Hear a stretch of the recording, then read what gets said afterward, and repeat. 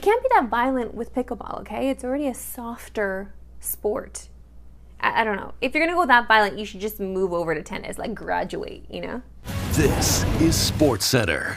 Hey, I'm Marissa Berto, and yesterday we saw one of the rarest things in hockey go down. As we told you yesterday on the show, the St. Louis Blues required not one, but two players from the Edmonton Oilers through offer sheets, Philip Broberg and Dylan Holloway. Generally, GMs have followed the unwritten rule of not giving out offer sheets, as poaching young talent from other teams in this way often damages relationships between front offices. Through this reason, that's why prior to yesterday, we'd only seen two offer sheets go through since 2000. So what happened in those two cases? Well, in 2021, the Carolina Hurricanes tendered an offer sheet to then Canadiens forward Jesperi Kotkaniemi. The deal came just 2 years after Montreal tried to acquire one of Carolina's players, but failed to do so when the Hurricanes matched the offer. Carolina's offer sheet also went along with a social media campaign, as after signing Kotkaniemi, the Hurricanes tweeted an Uno reverse card, while also changing their bio to French and announced that the deal featured a $20 signing bonus, a reference to Aho's number. And you know I love petty, and that was petty. And if you remember at the time, the Uno reverse card was very popular on Twitter. The Hurricanes certainly got their revenge for the Aho offer in 2019, but was it worth it? So far, the answer is no. Kotkaniemi scored a slightly higher rate after arriving in Carolina, but still only put up 29 points in 2022, which isn't great considering he makes over $6 million a year. Making things worse, Montreal was able to turn that first-round pick that they got back into forward Christian Dvorak, who outscored Kotkaniemi in 2022. Montreal also got a third-round pick in the deal. This is a similar story to when the Oilers acquired then Ducks forward Dustin Penner back in 2007. Edmonton was in desperate need of scoring at the time, and with Anaheim pressed tight against the cap, Penner became an Oiler. The offer sheet started a massive feud between then Oilers GM Kevin Lowe and then Ducks GM Brian Burke, which got so bad that apparently Burke tried to fight Lowe in a barn he rented in Lake Placid. Come on. How is this a real story? But then when you pull it back even further, it's like they're still men after all. You know what I mean? If it's gonna go down, let's throw down.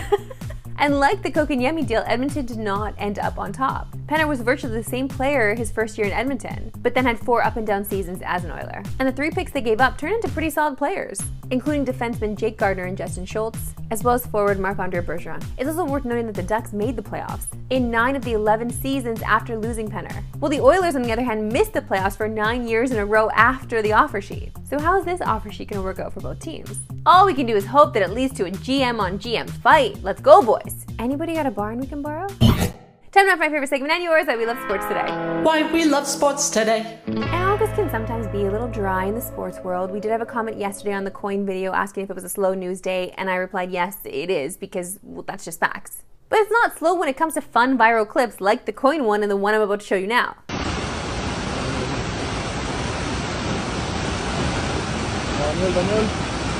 Una línea, weón.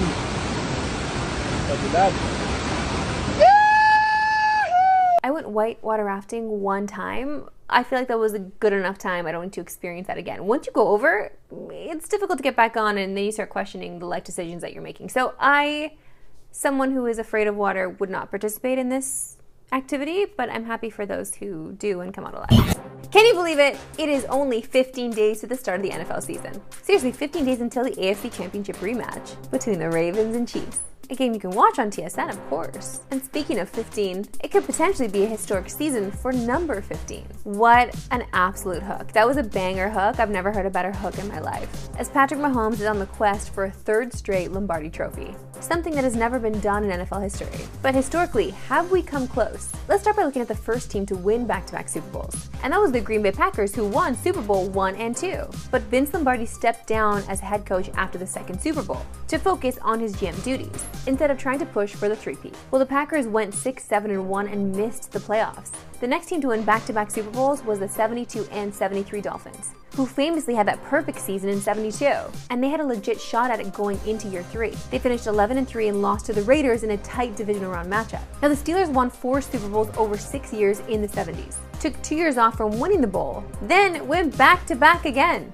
Perhaps the closest team to winning 3 straight is the late 80s 49ers, who were favorites to make it to a 3rd straight Super Bowl, up against a backup quarterback in Jeff Hostetler, and the Giants in the 1990 NFC Championship game. But MVP Joe Montana was knocked out of the game, as New York upset San Fran and went on to win the bowl over Buffalo.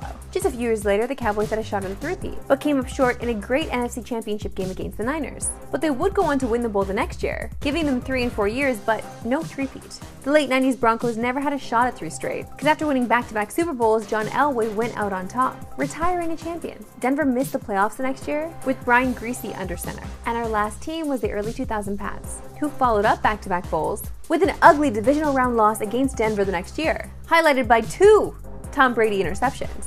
So history tells us the Chiefs will not be repeating this year. But looking around the NFL, who is the team to dethrone them? But the odds tell us that the Chiefs do have a real shot of repeating, as they're the favorites to win the Super Bowl at 6-1, with the Niners right beside them also at plus 600. And honestly, are you ever going to bet against Patrick Mahomes in a big playoff game? I and a few select members of the Spire On team were in the stadium when it looked like Patrick Mahomes and his team were down and out, and they came back. And they won it gloriously, like the only way they could. And to see that happen firsthand, I feel as though it's hard to bet against them. It's hard to bet against this team and the magic that surrounds it. I don't know if it's gone away. That's it for me today. We'll see you back in tomorrow, 3 Pacific. Have a good one.